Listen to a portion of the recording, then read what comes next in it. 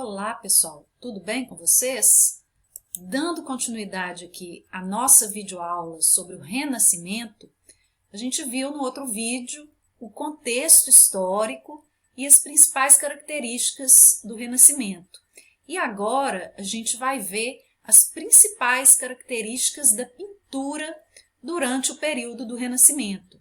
Então a gente vai ver que as principais inovações introduzidas na pintura foram a utilização da tinta a óleo, o uso de luz e sombra, a configuração em pirâmide e o uso da perspectiva. A gente vai ver aqui então detalhadamente cada uma dessas 4 técnicas que a gente citou. Então vamos falar aqui da primeira mudança, que é a introdução da tinta a óleo. Na Idade Média, a têmpera era uma tinta que ela era feita à base de ovo e corante e era muito utilizada em painéis de madeira. Essa mistura ela não permitia uma boa variação de cor e secava muito rápido. Então as figuras elas ficavam tanto quanto chapadas e sem volume, né? Sem volume, sem textura, como a gente vai ver aqui no painel que eu vou mostrar para vocês.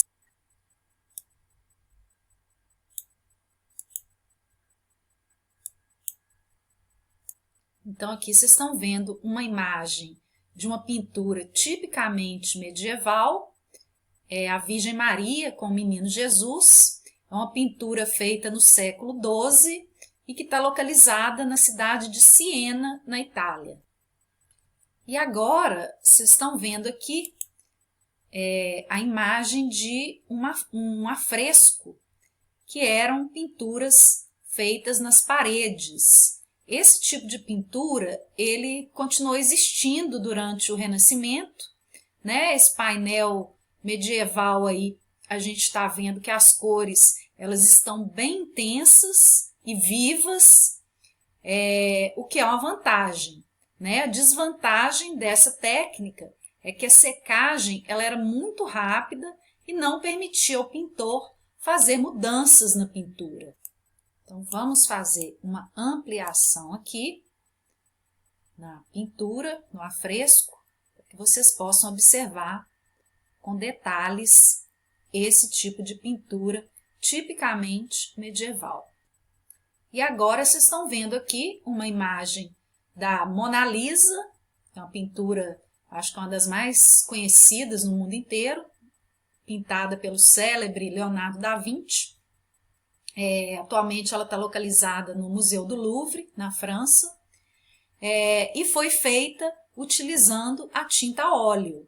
A tinta a óleo ela foi inventada já na Idade Média, mas ela começou a ser utilizada com mais intensidade a partir do século XIV. A tinta a óleo, diferentemente da têmpera, como o próprio nome já indica, ela é feita à base de óleo e não de água e de ovo, como eram as tintas utilizadas nos afrescos.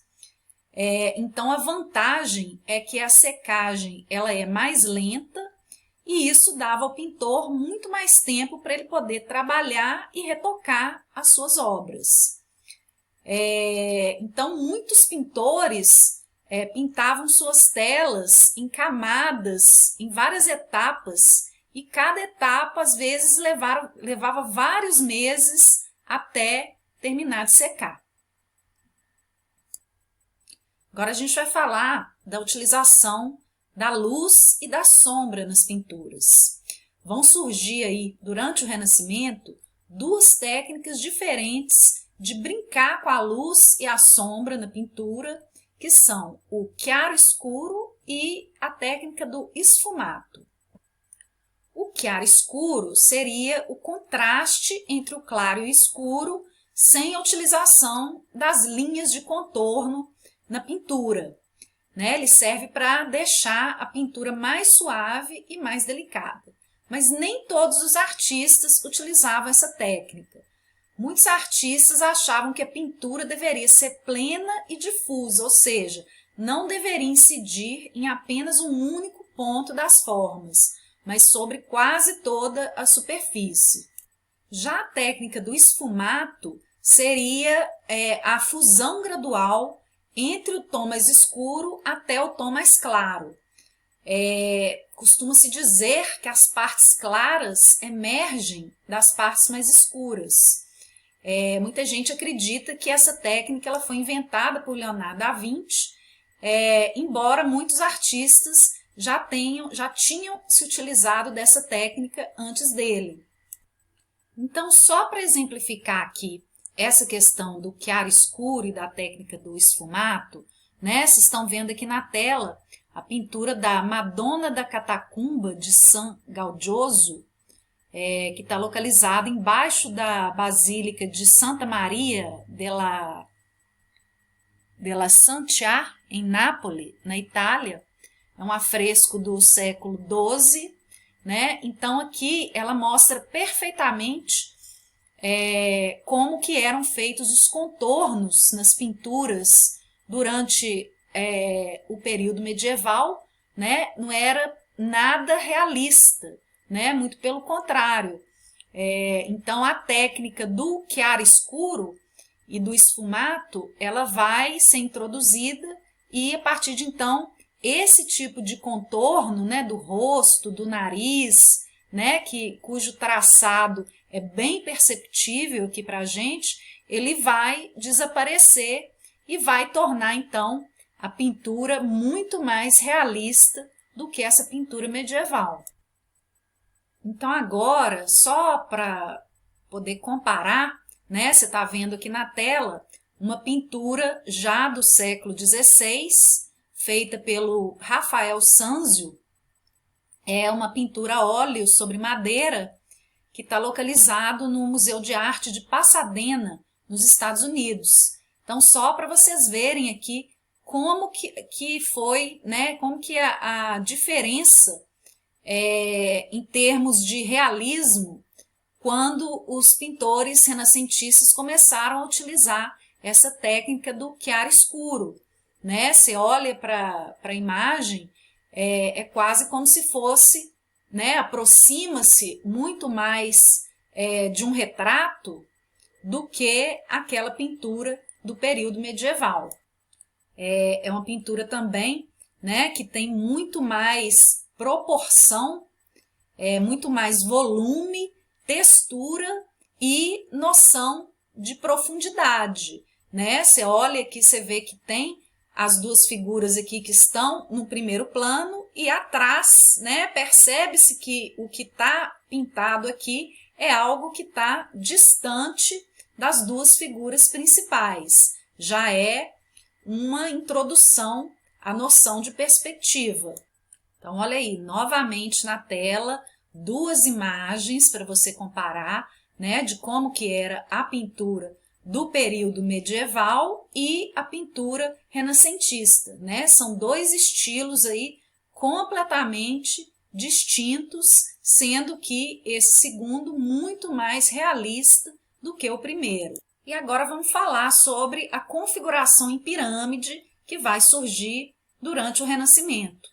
Os retratos medievais, eles eram bastante rígidos, né? As figuras humanas apareciam de forma muito rígida e o agrupamento das figuras sempre numa grade horizontal em primeiro plano.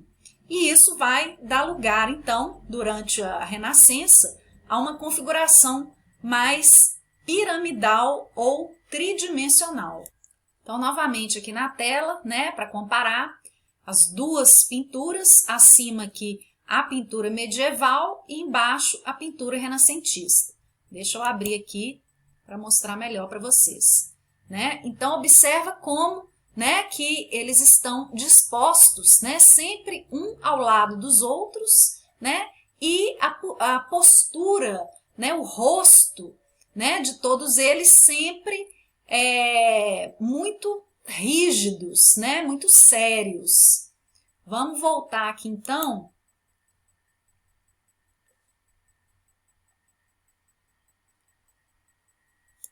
A pintura renascentista, então, só para poder comparar, né? Aqui já temos aqui até o formato de pirâmide, né? Para mostrar como que havia essa diferença, né? Enquanto nas pinturas medievais as figuras ficavam sempre dispostas uma ao lado das outras, nas pinturas renascentistas é muito comum, né, essa ideia da movimentação dos corpos, né? Aqui, quando você olha para a pintura, você percebe, né, instantaneamente que as figuras estão se movimentando. É como se na pintura medieval, por exemplo, eles estivessem posando para uma foto, né? Quando a gente vai tirar uma foto, normalmente você fica paralisado.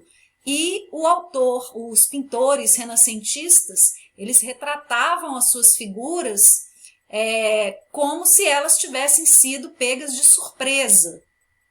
Bem, e antes que eu me esqueça, essa pintura é uma pintura que retrata o imperador Justiniano com seus servos, é uma pintura do século IV e está localizada em uma basílica na cidade de Siena, na Itália.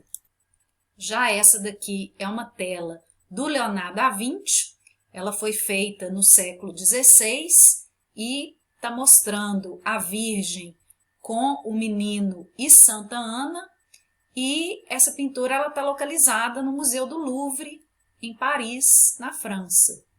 E agora então a gente vai falar sobre o uso da perspectiva. O que seria então a perspectiva? A perspectiva é uma técnica de desenho que consiste em criar a ilusão de profundidade numa superfície plana. Então, por exemplo, a profundidade seria a terceira dimensão. A primeira dimensão seria a altura, a segunda a largura, e numa tela, uma parede ou um painel de madeira, por exemplo, ele só tem duas dimensões, né? Que é a largura e a altura.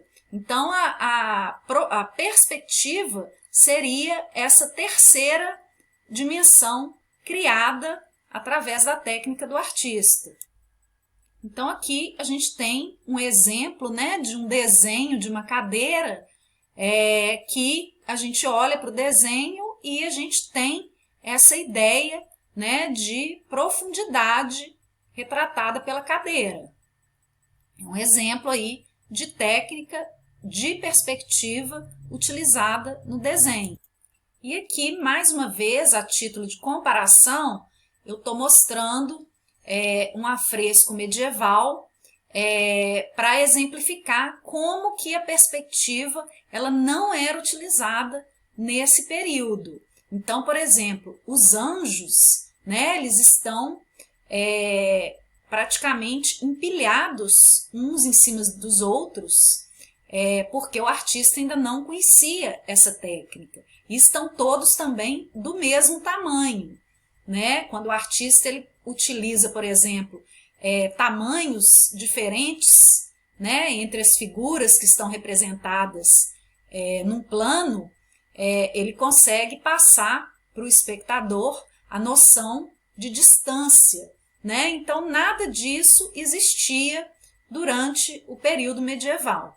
Então, essa é uma pintura em madeira retratando a Virgem no trono com 6 anjos. É uma pintura do século XIII e também está localizada no Museu do Louvre, em Paris, na França.